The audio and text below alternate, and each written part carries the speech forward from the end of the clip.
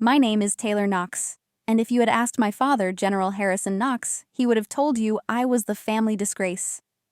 I was the one he quietly erased from the holiday photos, the one he told to sit on the porch, because in his words, that's where disappointments belong. But what he didn't know, what none of them knew, was that the person they cast out would become the one the Pentagon fears most. I was never the failure. I was the one who saw the truth and had the courage to act on it. And when they tried to bury me, they forgot I was a seed. This is not a story about revenge in the way you think. It's about reclaiming what was stolen, about standing in the ashes of your name and daring to rebuild it on your own terms. Before we begin, I want to ask you, where are you watching from and how old are you today? Be sure to subscribe to Subtle Revenge Stories for more powerful tales like this one. The last time I stepped foot in my parents' house, I told myself I wouldn't do it again. But there I was, gripping the steering wheel as I pulled into their perfectly trimmed cul-de-sac in Fayetteville, North Carolina. It had been 3 hours of silent driving through pine forests and winding back roads, my mind replaying every reason I should turn around. But I didn't. Not because I believed anything would be different. No. I came because my brother Caleb was being promoted. And despite everything, despite the silence, the exile, the pain, a part of me still wanted to see his eyes light up when he saw me. Foolish, maybe, but hope is a stubborn thing. As I parked my sedan, the familiar scent of slow-smoked pork from a charcoal grill wafted through the summer air. It was the smell of celebration, of family, of Southern comfort. But to me, it felt like warning smoke, a signal fire saying I didn't belong here. From behind the hedges, I could hear the laughter already spilling out across the lawn, officers clinking glasses, Southern drawls, stretching stories, polished shoes on brick patios. It was a world I was born into, trained for, and ultimately cast out from. I walked toward the house, careful, deliberate. I kept my shoulders straight, my dress modest but sharp, my chin level. I knew what I looked like, a ghost coming home to haunt the living. Inside, the air conditioning hit me like a slap, crisp and sterile, masking the warmth I wasn't invited into. Men in dress blues clustered near the bar cart. Their wives in pastel dresses and pearls floated through the room like silk. No one noticed me, or if they did, they made a choice not to acknowledge it. That kind of omission, it's not accidental. It's trained. I moved through the room like a shadow, scanning for Caleb, telling myself I'd find him, say congratulations and disappear. But then came the voice I knew better than my own heartbeat. Taylor. I turned. It was my Aunt Margaret. Her smile didn't reach her eyes. "They didn't know you were coming," she whispered, as if my presence was a stain she'd need to explain. I nodded, said nothing. What was there to say? That I had a right to be here. That this was once my home too. Her eyes flicked over my shoulder, already looking past me. That hurt more than anything. Not because it was cruel, but because it was ordinary. Like I was a piece of furniture long since moved to the garage. I walked to the drink station, hand shaking slightly as I reached for the glass pitcher of sweet tea. The condensation made it slippery. I gripped it harder. That's when he appeared. I didn't see him at first, but I felt it. The shift in the air. The commanding presence that could still make a room fall silent without a word. General Harrison Knox. My father. He stepped beside me, not saying a thing, just placing one strong hand on my shoulder. Not affection. Not welcome. Command. I froze. Then he leaned in and whispered, "Caleb worked hard for this night. Don't let your shadow fall on it. Your place is out there." He turned and walked away without waiting for an answer. Tell me something. Have you ever been dismissed so fully, so efficiently that you forgot how to breathe? I didn't argue. I didn't plead. I walked. Step by step, like I had a mission, because that's the only way to survive humiliation when it comes dressed in family.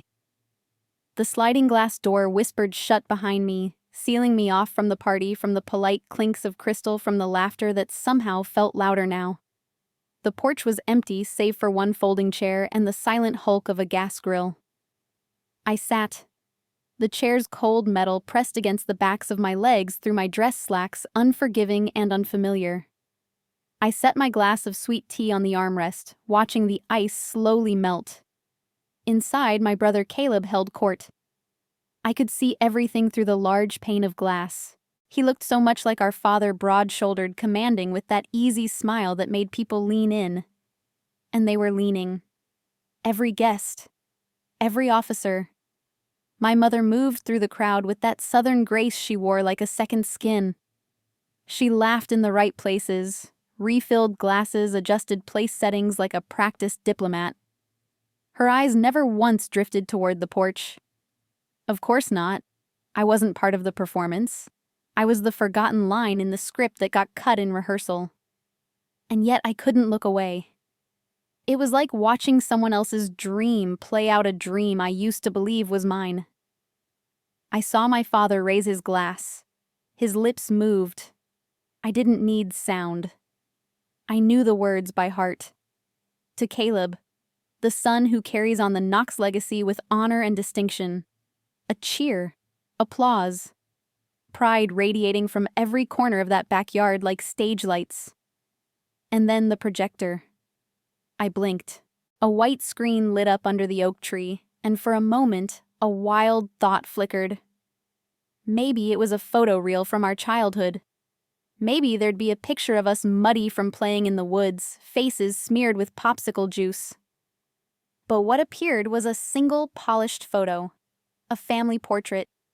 Taken in front of this very house strung with Christmas lights. My father, my mother, Caleb. That was it. No me. It wasn't an oversight. That photo had been taken months after I'd visited for the holidays, the first and only visit since West Point. They'd waited for me to leave. Waited to create a new image, a new reality, one where I didn't exist. My breath caught. The laughter behind the glass blurred. My hand trembled as I reached for the glass. The tea was warm now, the ice gone. I hadn't taken a single sip. I stared at that photograph, at the empty space where I should have stood. They hadn't just left me out, they had erased me. Tell me, have you ever realized in one frozen moment that your family didn't forget you? They chose to forget you. I don't remember how long I sat there. Minutes, maybe longer. Time stretches differently when your world fractures in silence. I stared through the glass, watching them toast to a legacy I was born from, but never allowed to inherit. My mind drifted not out of escape, but into memory. A different night. A different kind of cold. 8 years earlier, I was standing in soaked boots on the edge of a ridgeline at West Point, holding a compass in one hand and a radio in the other. The rain was relentless, slicing across our helmets, soaking into our uniforms. We were cadets running a final navigation drill in unforgiving terrain. I was squad leader, the one responsible for getting everyone back safe. The map they gave us was ancient, warped at the creases, inaccurate in all the worst ways. I knew the land, knew the markers. Something was wrong. A creek was on the wrong side. The ridgeline was too steep. My gut twisted. I radioed in. "Command, this is Knox. Discrepancy between map and terrain. Halting movement to verify." The voice that came back was sharp. "Lieutenant Miller. Negative, Cadet Knox. Trust your instruments. Continue." I remember standing there, the rain dripping from my nose, my squad shifting behind me. I could feel their uncertainty. They trusted me. I trusted myself. And yet I had an order. But then I saw it. A flicker of red light through the trees. Steady. Unnatural. My heart sank. I knew what that light was. It was a live fire indicator. Another unit's training ground. We were seconds from walking straight into it. "Get down." I didn't think I acted. I shoved Peterson, the cadet, in front hard into the ground. I threw myself on top of him, pressing him flat against the mud. The air erupted above us, tracer rounds tearing through the space we had just occupied. Green fire arcing across the night sky. My heart pounded so violently I thought it might break my ribs. But we were alive. I had disobeyed a direct order, and in doing so, I had saved lives. You'd think that would matter. You'd think that kind of instinct, the kind born from duty and honor, would be rewarded. But in the world I was raised in, image was everything. Orders were sacred. Truth was negotiable. I didn't know it yet, but that night was the beginning of my erasure. And the man holding the eraser wasn't my superior officer. It was my own father. Tell me, what would you do if the person who taught you about honor turned around and punished you for living by it? I remember the smell of that room more vividly than the words spoken inside it. Old leather, lemon-scented polish, mahogany. It was the scent of legacy, of weight, of things never questioned. My father's office at West Point was more like a shrine than a workspace, books, perfectly aligned medals on display, and an American flag standing tall behind his desk. I stood there, soaked uniform clinging to me, boots squelching faintly with every breath I dared to take. Lieutenant Miller stood off to the side, dry, composed, his uniform immaculate. He was pale, but his voice was steady, rehearsed, almost bored. He described me as unstable, panicked, disoriented. He said I endangered the squad by reacting emotionally and ignoring protocol. He called me a liability. I stood still, frozen, letting the words wash over me like waves filled with shards of glass. Not once did my father look at me. Not even when Miller lied, because those were lies calculated and deliberate. The squad knew the truth. I had saved them. Peterson told me with tears in his voice. But in that room, only one truth mattered, the one my father decided to accept. When Miller finished, my father didn't hesitate. He didn't ask me for my side, didn't question anything. He opened a drawer, pulled out a single sheet of paper, and placed it on the desk. Voluntary withdrawal. Sign it, he said calmly. Cite personal reasons. It'll be cleaner for the academy and for the family. His voice was flat, a general issuing a directive, not a father giving guidance. I stared at the paper, then up at him. What about the truth? My voice cracked, not from weakness, but from something far deeper, betrayal. That's when he finally met my eyes. And I wished he hadn't. Because what I saw wasn't anger or even disappointment. It was indifference. Cold, detached calculation. The truth, he said, is what the person in authority decides it is. And right now, you have no authority. I can't describe the weight of that moment. It was like realizing the sun you've revolved around your entire life is just a hollow star. I picked up the pen. My hand trembled. Not because I was afraid, but because I knew what I was giving up. I signed. And in that moment, I felt something inside me tear free. Not breaks can be repaired. This was more final. This was death. Not of my body, of my identity. I walked out of that office, past the portraits of heroes, past the flag I once saluted with pride. I didn't cry then. I didn't scream. I walked. Quiet. Still. Tell me, have you ever been told the truth doesn't belong to you? And watch the person you trusted most let the lie become your entire story. West Point didn't issue a ceremony for people like me. No folded flag. No goodbye salute. No closure. Just a quiet erasure, like someone pulling a thread from a uniform until the whole thing unravels. One day, I was a cadet with a future. The next, I was a civilian with a stain no soap could wash off. I didn't go home. I couldn't. I took a Greyhound south, no destination in mind, just the need to keep moving.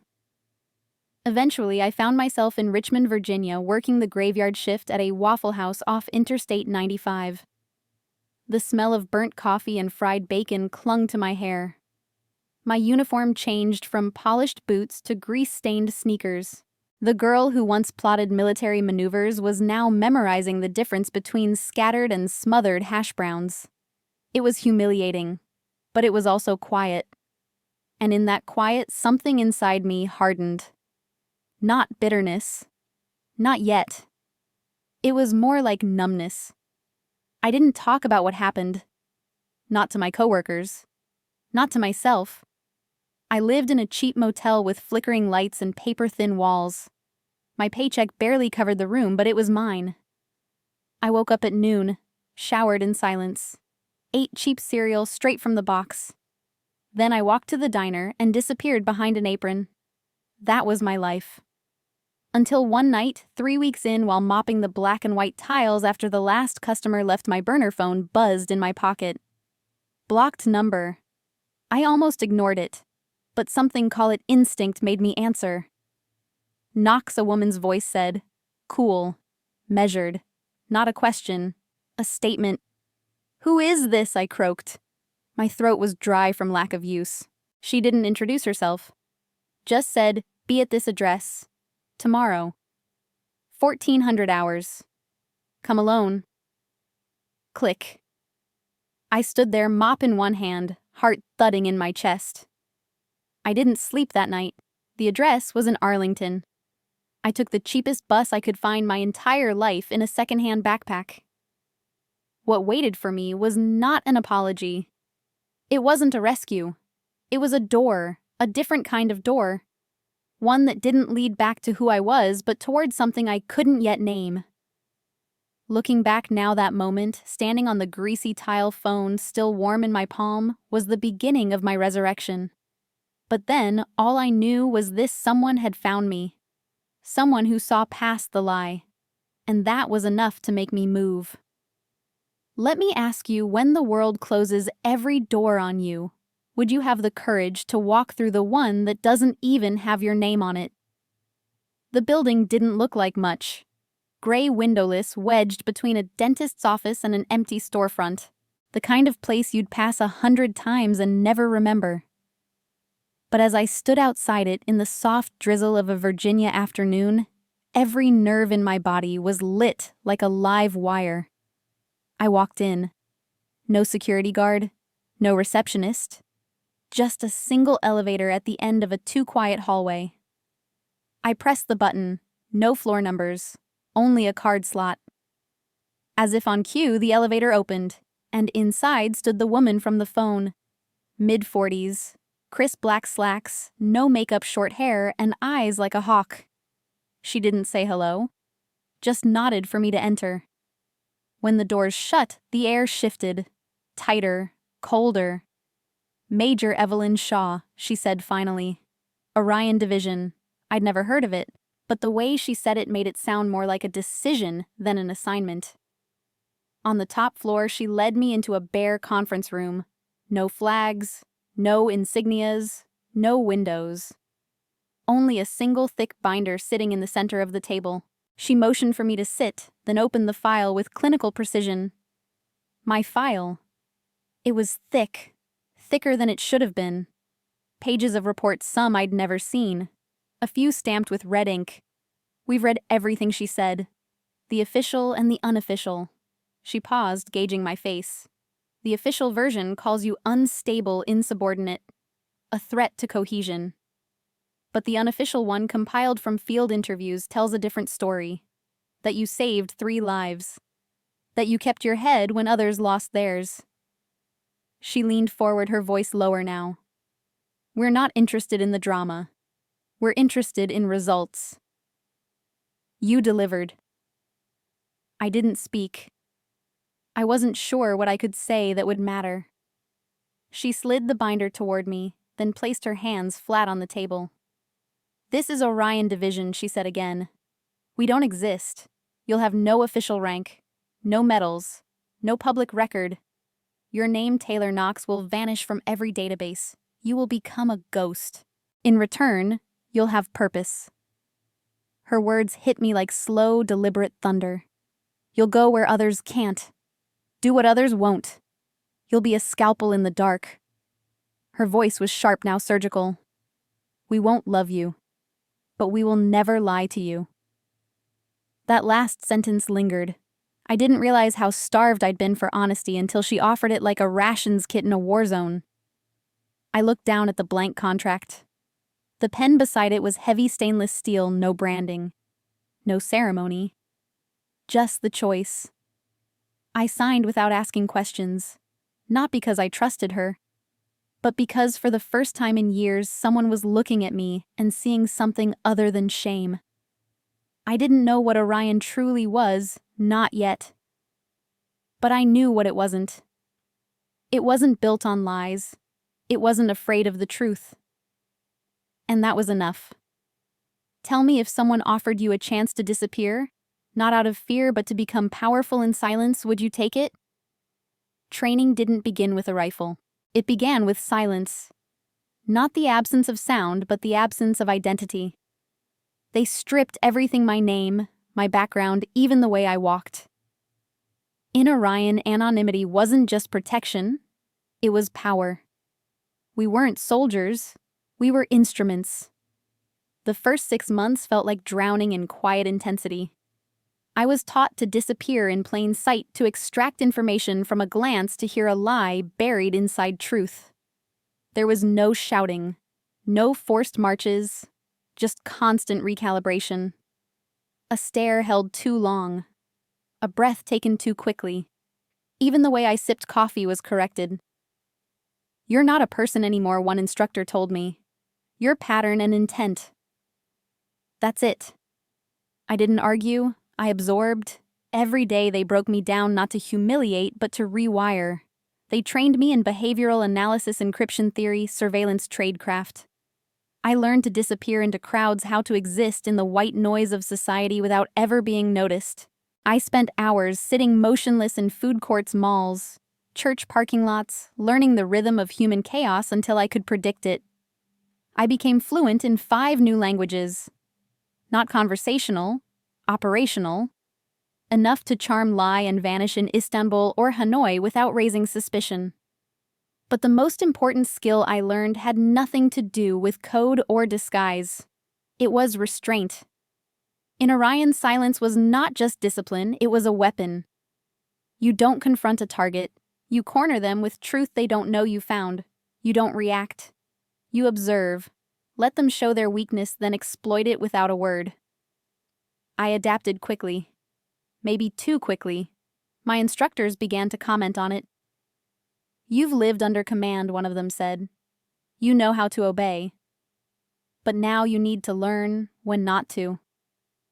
That stuck with me. It haunted me during the quiet hours. Because obedience had been my downfall before, both following it and defying it. Now I was learning how to exist without waiting for approval. That was the hardest part. One night, after a long field simulation in a fabricated European embassy, I caught my reflection in a darkened glass wall.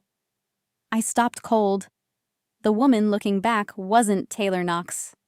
Her hair was shorter, darker, her posture looser, more fluid. The eyes, though, that's what made my stomach twist.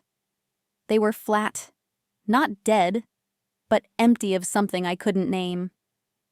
That's when I realized Taylor didn't survive West Point. She died there under that signature in that office. What remained was someone else. Someone colder, but stronger. I didn't mourn that version of me. I studied her. I accepted her. I made peace with her silence. Because sometimes when the world refuses to listen to your truth, you learn to whisper it in actions they can't trace. So let me ask, if you had to lose who you were to become what they feared, would you survive that transformation? The mission in San Diego should have been routine. A data extraction op at a storage facility near the shipyards. Quiet in, quiet out. But intelligence missed a variable, a night guard working an unscheduled shift. I neutralized the threat without lethal force, but in the chaos I made a tactical misstep. Slipped on oil. Crashed into a steel shelf. Took a hit across my shoulder that tore flesh from bone. I got the drive. I got out. But I left a piece of myself in that warehouse. 3 days later, I stood in Colonel Shaw's office, arm bound tight, pain humming beneath the gauze like a second heartbeat. I had my report in hand. It was concise, stripped of anything resembling emotion. I didn't mention the injury. That would have been weakness. In our world, weakness was weight, and I had already carried too much of that. She read in silence. No expression, no judgment, just the quiet flip of pages beneath clinical fluorescent light. I waited, my posture perfect, preparing for the breakdown. The critique. The stripping of anything personal. My father had taught me that part well. You perform. You are judged. You are expected to endure. Then something unexpected happened. She closed the file, set it aside, and looked at me, not through me, not at the asset, but directly into me. The report is excellent, she said. You secured the objective. I nodded, saying nothing. My breathing slowed. But then she added something so foreign, so disarming, it struck me like a shot to the chest. But I'm not asking about the mission. I'm asking about you. Are you okay? The words landed with the weight of 1,000 unspoken wounds. I froze. No one had ever asked me that. Not when I was bleeding on the edge of a live fire range. Not when I signed away my career. Not even when I vanished into silence. And now, here in a cold gray room buried beneath Arlington, someone asked not about my performance, but about my pain. I opened my mouth. Nothing came out. Then, without warning, tears began to fall. Silent. Hot. Unrelenting. I hated myself for them. But I couldn't stop. Years of restraint cracked like glass under pressure. Shaw didn't interrupt. She didn't flinch.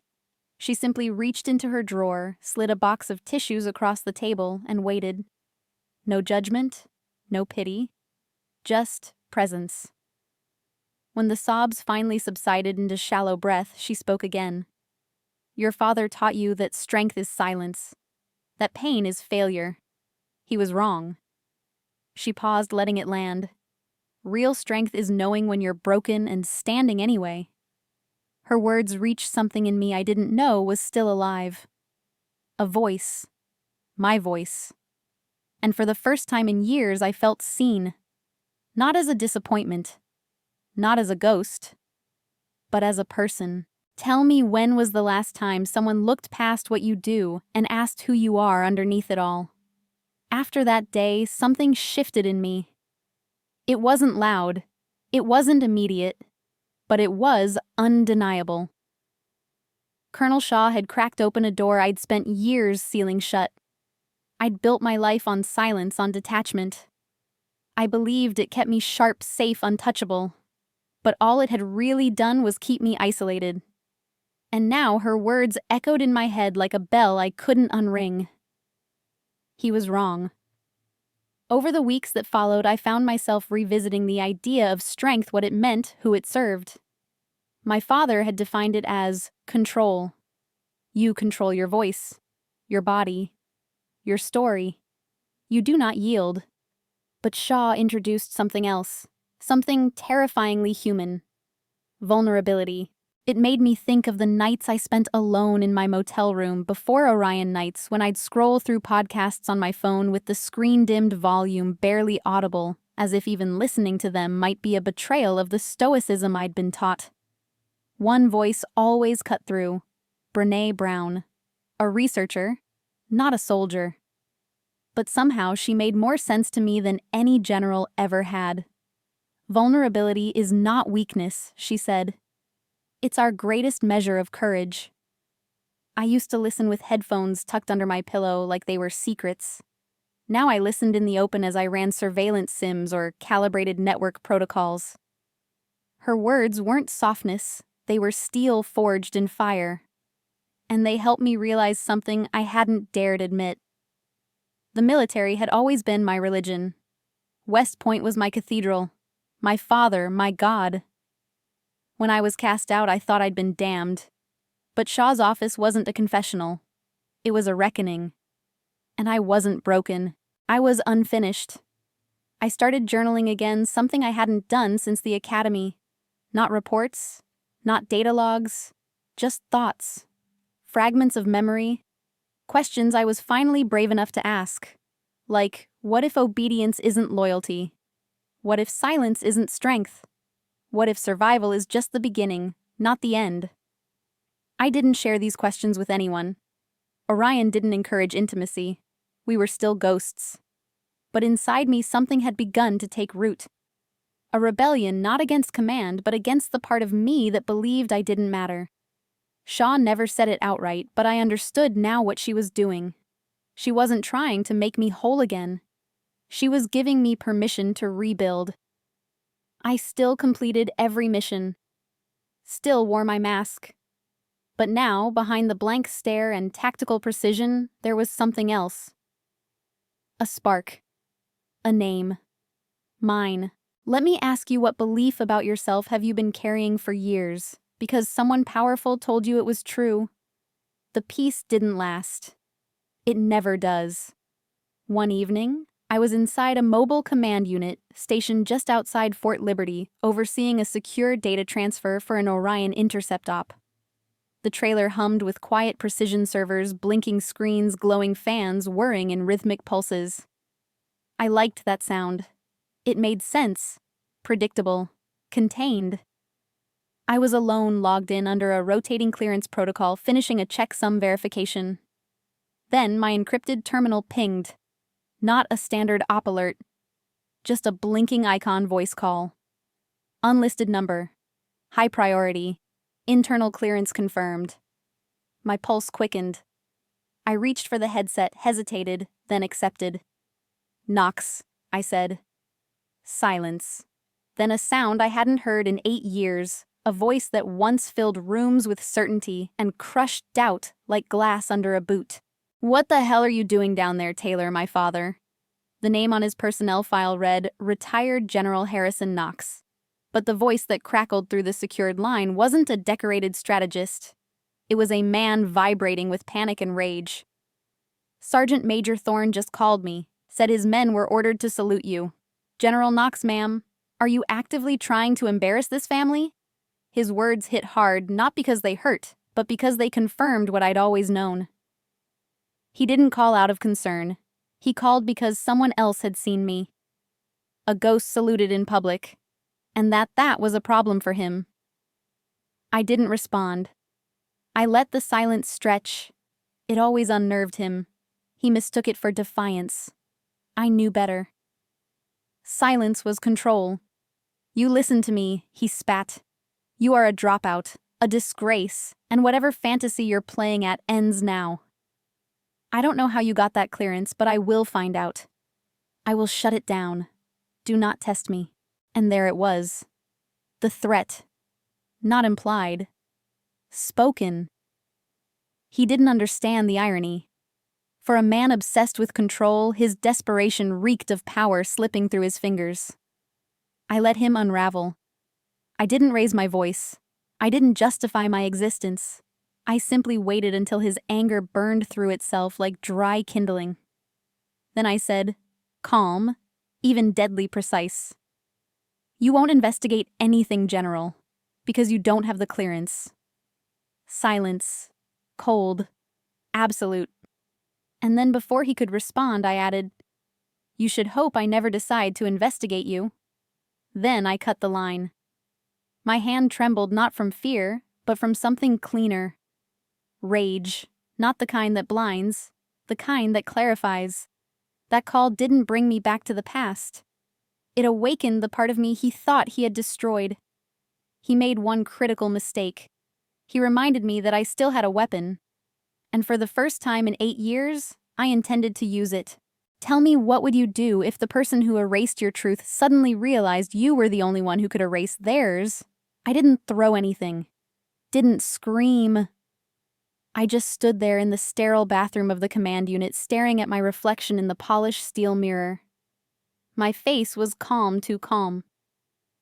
The woman looking back at me had shed every trace of the girl who once cried in silence after West Point. Her eyes weren't angry. They were focused. What my father didn't understand and never could was that rage doesn't always roar. Sometimes it freezes. Sharp, silent, controlled. And mine had turned into a sheet of black ice. I walked back to my station and sat down at the terminal. My hands didn't hesitate.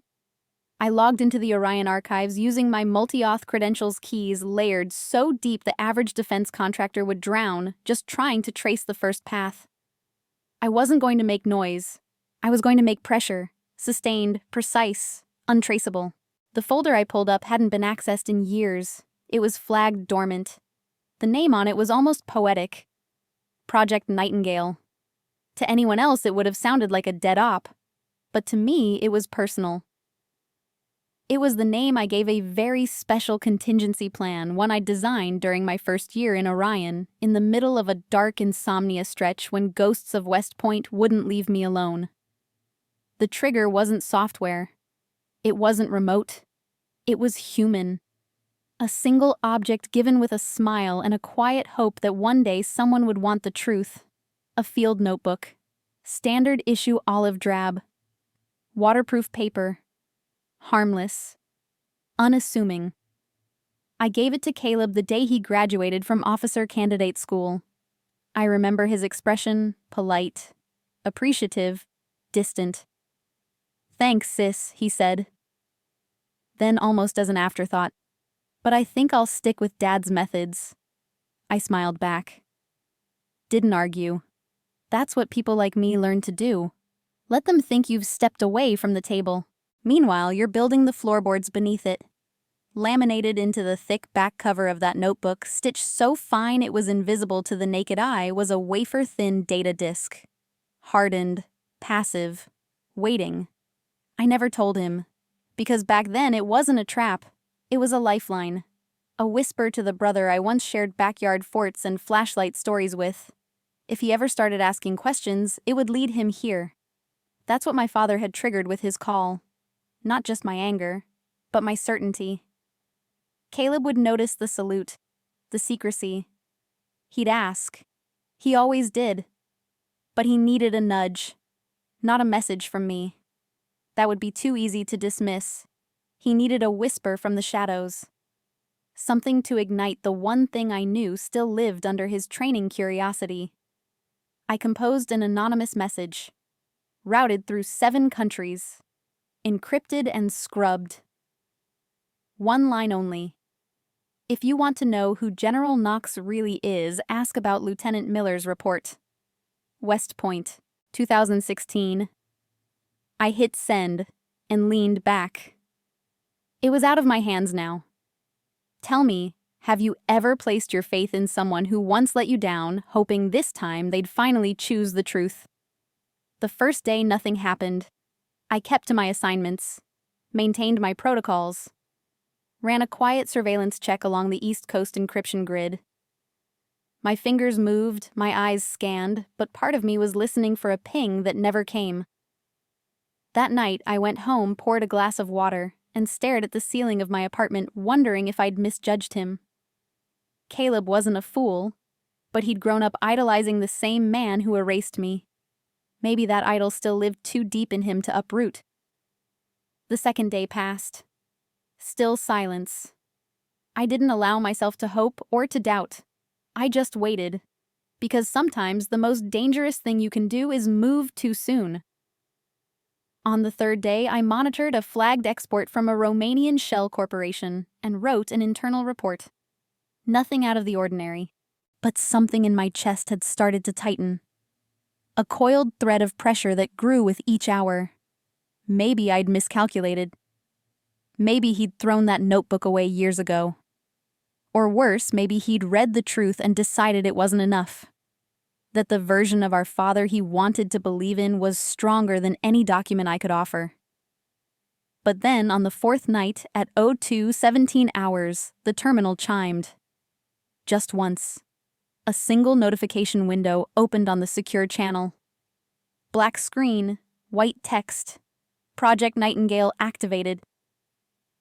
I stared at it, unmoving. I didn't smile. I didn't breathe. He had found it. Somewhere in the stack of old gear at the back of his closet, he'd pulled out that notebook. He'd noticed the abnormal weight, the slight resistance in the back cover. And now the sequence had begun. The disk wasn't destructive. It didn't overwrite files or launch viruses. It did one thing. It opened a window, a sealed folder that contained 2 reports. The first, Lieutenant Miller's original account, written the night after that near-fatal training accident at West Point. It praised my instinct, documented the faulty maps, confirmed that I'd saved 3 cadets, including Peterson, who nearly died. and it recommended me for commendation. The second report, the one the Academy filed officially, was a complete rewrite. It detailed hysteria, disobedience, reckless endangerment. The signature at the bottom, General Harrison Knox. 2 histories. 1 truth. And now Caleb had both in his hands. I didn't follow up. Didn't send another message. If he needed more, he wasn't ready. But if he did what I believed he would, then the fuse had already been lit. Let me ask you, if someone you trusted handed you a lie that shaped your whole life, and then you uncovered the truth, would you have the courage to confront them, no matter the cost? According to the Orion relay logs, it took him less than 20 minutes to read both files. 20 minutes to watch the foundation of his life crack like glass under pressure. And I knew exactly what he felt in that moment. I'd lived it. The whiplash between loyalty and disbelief. The nauseating realization that the person you trusted most wasn't just flawed, but willfully deceitful. The worst betrayal isn't sudden. It's layered, silent, practiced. That's what makes it so complete. The next morning, I received a ping on my secondary Orion terminal, an encrypted message routed through a known civilian tablet registered to one Captain Caleb Knox. The location trace came from his personal residence. Attached to the message was a set of coordinates and a time. A 24-hour diner just outside Fayetteville. CO 300 hours. No subject line. No signature. Just the cold mechanics of a man who no longer knew what to believe. I arrived 20 minutes early.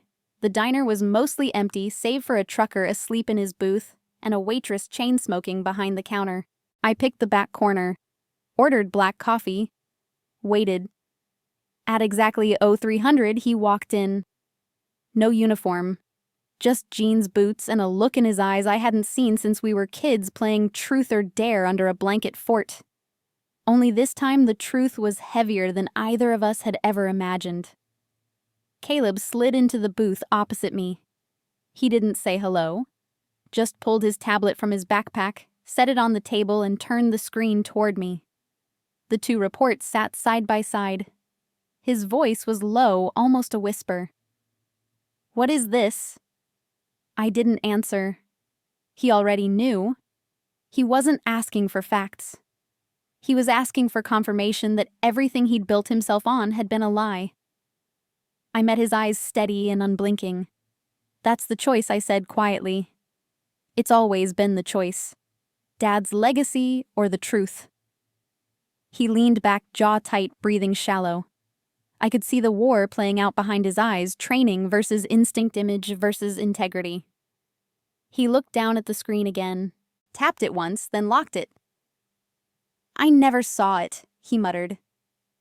"He told me it was just a misunderstanding, that you lost control, that the Academy was covering for you out of mercy." I didn't respond. There was nothing to say. He swallowed hard. "But this is his handwriting." He pointed to the signature on the forged report. "This is deliberate." I nodded once. "You know what comes next." He didn't flinch.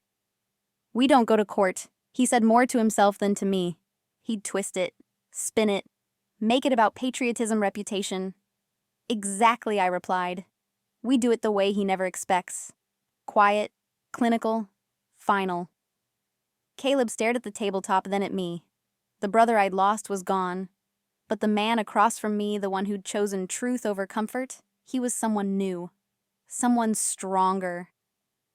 "Let me ask you, if you discovered the hero you loved was built on lies, would you be brave enough to help tear that monument down?"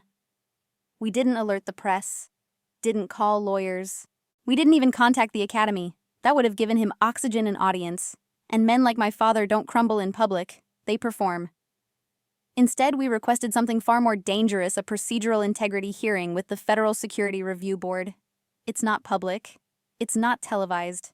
It's held underground in a soundproof skiff buried beneath a nondescript annex building in Washington, D.C. No windows. One heavy door. And no way out once it begins. The board is made up of 5 members. Not generals, not politicians, analysts, cryptographers, people who care about truth more than tradition. 3 of them were Orion. That was no coincidence. Colonel Shaw ensured it. When my father received the summons, he thought it was a formality. He arrived in full dress uniform medals, gleaming posture rigid. He still believed in the power of appearance. Caleb and I were already seated when he entered. His eyes swept the room, cold and unreadable. He didn't look at me. He barely looked at Caleb. To him, this was just another skirmish, a situation to control. He sat across from us and adjusted his cuffs with casual authority. The panel chair, a sharp-eyed man with a background in data forensics, opened the proceedings with no ceremony. General Harrison Knox, he began, "You are here today to respond to allegations of report falsification and abuse of influence." My father smiled politely. "A misunderstanding," he said. "One I'm sure we can clarify quickly." What followed was silence. Then evidence. I presented Miller's original report. The falsified one followed along with server logs showing the exact moment it was overwritten, traced directly to our family's IP address. I played the audio recording of his recent phone call to me where he threatened to expose and shut down my operations. His voice filled the sterile room, angry, entitled, unmistakable. When the chairman asked if he disputed the evidence, my father didn't deny it. "I did what I had to," he said. "A commander must sometimes protect the integrity of the system even at personal cost." He paused, straightened his jacket. "I was preserving the chain of command." Then, as if rehearsed, he added, "It was a necessary sacrifice." Caleb's chair scraped back sharply as he stood shaking. "The only sacrifice was my sister's," he said, his voice raw. "You didn't protect a system. You protected your name. You threw her away for a lie." My father didn't respond. He didn't have to. The silence that followed spoke louder than any justification. Then I stood, not to defend myself, but to end this chapter. "You taught us honor, sir," I said, looking directly at him. "But your version didn't include truth." The chairman didn't deliberate. He read the verdict like a sentencing etched in stone. My father was stripped of all honorary titles. His security clearance revoked permanently. My record was restored and sealed at the highest level. The door clicked shut behind us. And just like that, the Titan fell. Tell me, if you had the power to hold someone accountable for erasing you, would you walk away quietly? Or make sure they heard the truth echo after you? We walked out of that underground chamber into a humid Washington afternoon. No press, no applause. Just gray skies and the quiet echo of something irreversible. Caleb didn't speak. Neither did I. The silence between us wasn't awkward. It was necessary. Like walking through the aftermath of an explosion, counting the cost not in casualties, but in illusions. We didn't celebrate. There was nothing to toast. We had done what needed to be done, and in doing so had buried something deeper than a lie. We had buried the last pieces of who we thought he was. That night, I sat in my apartment with a glass of water and the lights off, staring at nothing. I thought victory would feel cleaner. I imagined some moment of closure of pride, but what I felt instead was a vast echoing emptiness. A weight lifted, yes, but also a scar that would never fully fade. Then my phone rang. No name on the screen. But I knew the number. I hesitated, then answered. It was my mother. Her voice was flat, brittle. "You've destroyed him," she said, skipping any greeting. "After everything he did for this country, for this family, you've torn it all apart." I didn't flinch. I didn't argue. I just listened. Because this wasn't about guilt. It was about pattern.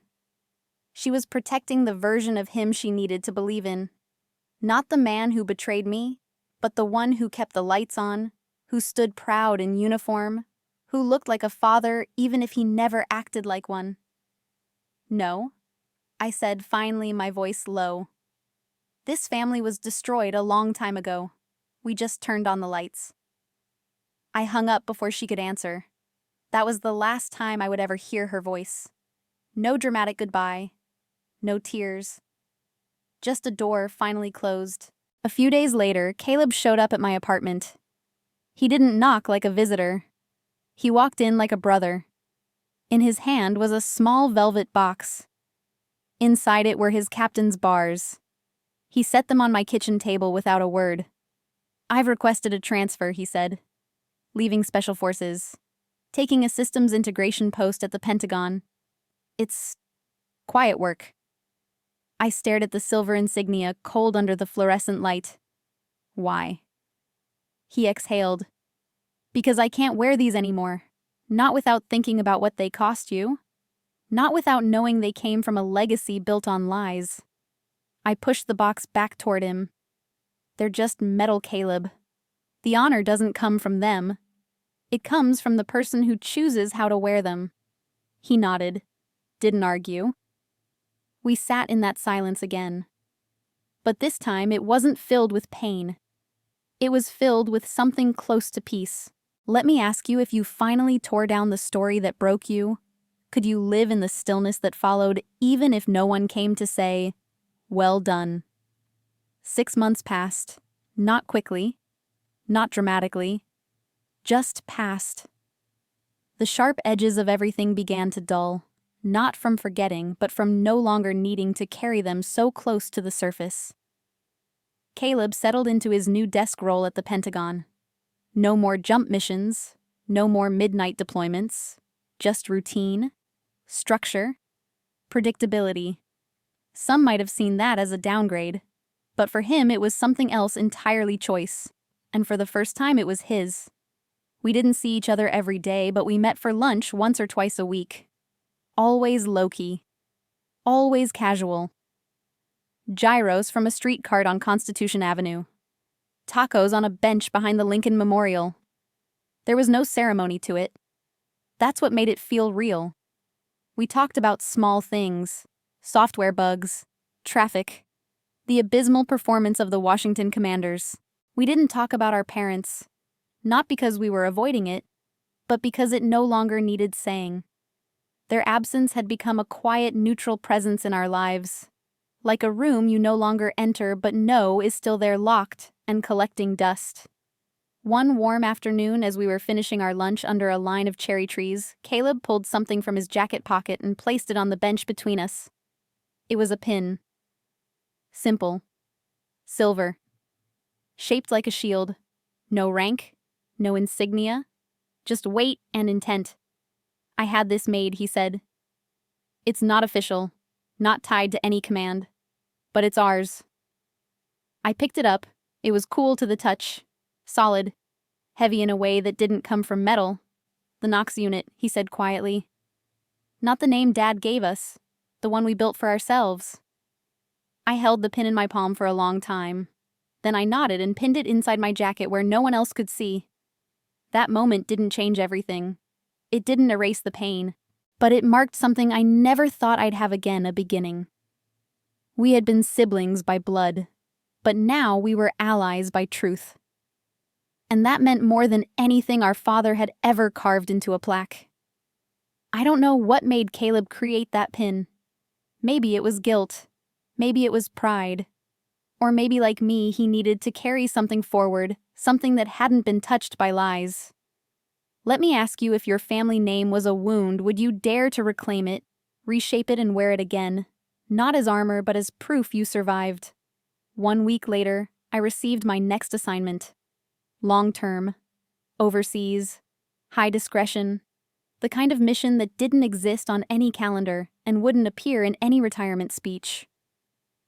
I didn't hesitate. The moment I opened the sealed envelope and saw the coordinates, the flight number, the duration, I felt something I hadn't felt in years. Readiness, not the sharp-edged adrenaline of youth. Not the desperation to prove myself, just a quiet, measured clarity. This was the work I had chosen. This was the life I had built brick by brick in the shadow of the one I lost.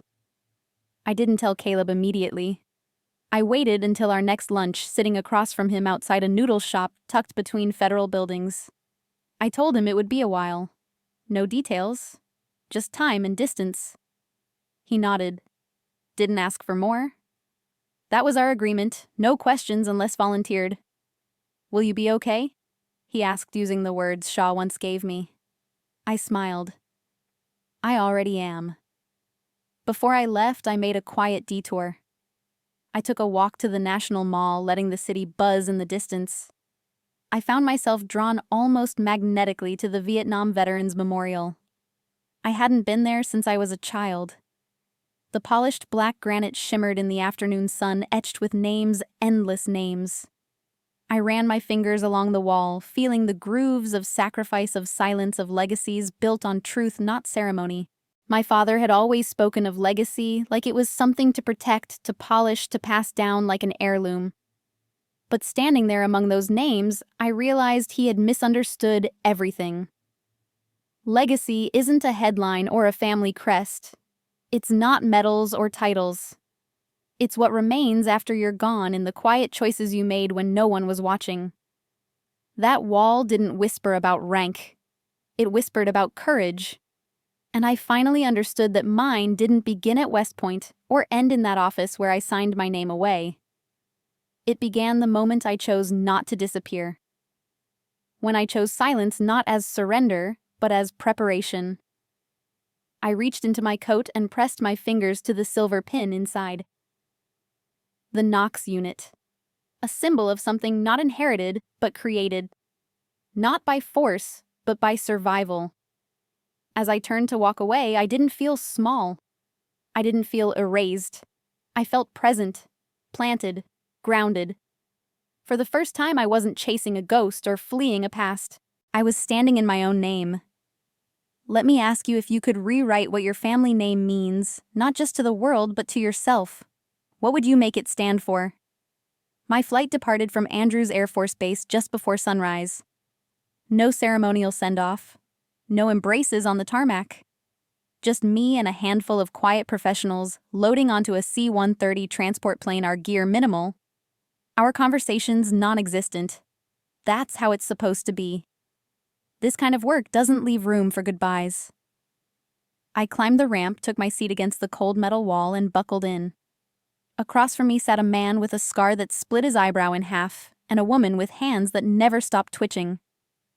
None of us spoke. We were ghosts, heading into gray space. As the engines roared and the plane rose into the sky, I looked out the small round window at the shrinking sprawl of America below. Highways, neighborhoods, river veins, cutting through fields, all fading into abstraction. And for the first time in years, I didn't feel like I was leaving something behind. I felt like I was flying toward something. There was no anger left. No smoldering need for vengeance.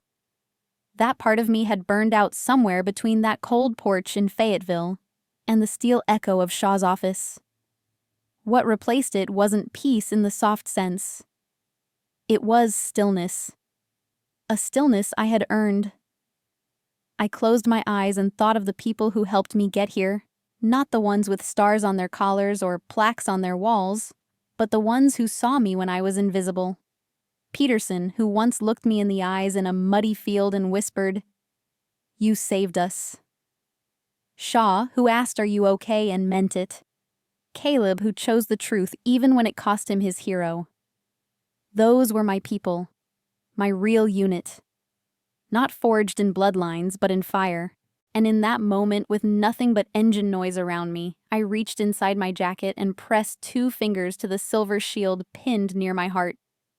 The Knox unit. No registry, no command chain. Just 2 siblings, 1 story, and a commitment to live outside the shadow of someone else's myth. Let me ask you, if freedom didn't come with banners or medals or applause, would you still fight for it, knowing the only reward is finally being at peace with who you are? When we landed, there were no briefings, no names, just a set of coordinates and a handoff from a man whose face I would forget before sunset. That's the nature of the work. The mission was long-term embedded, but this part of the story doesn't live in the operation itself. It lives in the quiet hours between. In the way I began to carry myself not with the stiffness of a fallen cadet or the guarded tension of an operative, but with something slower, more deliberate. Purpose without pretense. I spent my evenings walking rooftops under foreign skies, the scent of diesel and dust in the air, city lights pulsing below like a heartbeat. I would watch, listen, log, vanish. I had become a master of the in-between, between languages, between loyalties, between identities. But for the first time, I wasn't running. I wasn't proving. I was simply being. One night, after a successful intercept and handoff, I returned to my safe house and opened my journal. Not for intel. For myself. I wrote 5 words at the top of the page. Legacy isn't what you inherit. I stared at that sentence for a long time. My father believed legacy was something you passed down like a sword or a name. But he was wrong. Legacy is built, not gifted. It isn't carved into stone. It's left behind in moments no one else sees. In the choice to tell the truth when a lie would be easier. In standing alone when it's safer to follow. In choosing silence when noise would bring applause. I had spent so much of my life being erased that I forgot the most dangerous thing I could ever be was undeniable. Not loud, not flashy, just unshakably real. I closed the journal and reached again for the pin beneath my coat. It had become a ritual, not habit intention. I pressed it once slowly, like anchoring myself back into something solid. The world would never know what I'd done. There would be no parade, no commendation. But there was a kind of honor in that too. A truer one. Because real legacy doesn't seek credit. It simply remains. Let me ask you, if no one remembered your name but your actions quietly made someone else's life better, would that be enough to call your life meaningful? 3 months into the assignment, I received a small encrypted package through a dead-drop protocol. Nothing sensitive, just personal correspondence routed securely through Orion's non-traceable system. Inside was a note. No signature. Just 2 words written in Caleb's unmistakable handwriting, still standing. Folded inside the paper was a photo clearly printed from an old phone camera. It was the pin, the Knox shield, resting on a desk beside a steaming cup of coffee and an open folder labeled Systems Integrity Review. It said everything without needing context. Caleb wasn't just surviving his desk job, he was reforming it from within, quietly, without recognition. That photo hit me harder than I expected, not with sadness, with pride. We had built something that didn't need permission, didn't need validation. We had created a code that lived beyond uniforms or orders, a unit not bound by blood but by truth. That night, I sat under a broken ceiling fan and thought about all the versions of myself I had lived through: the idealistic cadet, the disgrace, the ghost, the operative, and now, something else. Not better, not healed, but whole. I remembered something Shaw once told me back in that cold, windowless office when I thought crying had made me weak. Real strength isn't about never falling, she said. It's about facing your own brokenness and still choosing to stand. I understood it now. Not just intellectually. I felt it in my bones. Because strength, I realized, isn't forged in the battlefield or the boardroom. It's found in the aftermath when the dust settles, the lies are stripped away, and all you're left with is the truth and the question. What will you do next? I didn't have all the answers. I probably never would. But I knew this: I would keep showing up. Keep standing in the name I rebuilt. Keep living not for the Knox legacy, but for the one we chose to create. One that didn't erase people, one that didn't flinch from hard truths. A legacy that wouldn't need defending because it was built on something unshakable. So I ask you, if you had the chance to become your own legacy, not your family's, not your past's, would you take it? Even if it meant walking alone. Sometimes the people who are supposed to protect us become the very ones who silence us. But silence doesn't have to mean defeat. It can be the space where truth gathers strength. I hope my story reminds you that legacy isn't inherited, It's created through the quiet, hard choices we make. And if you're a parent, ask yourself, are you building your child's confidence or your own myth? Now, I want to hear from you. Have you ever had to reclaim your truth from the people who tried to bury it? What did you learn? Share it in the comments. If this story meant something to you, subscribe and pass it on. The truth lives when we speak it. Thank you for listening.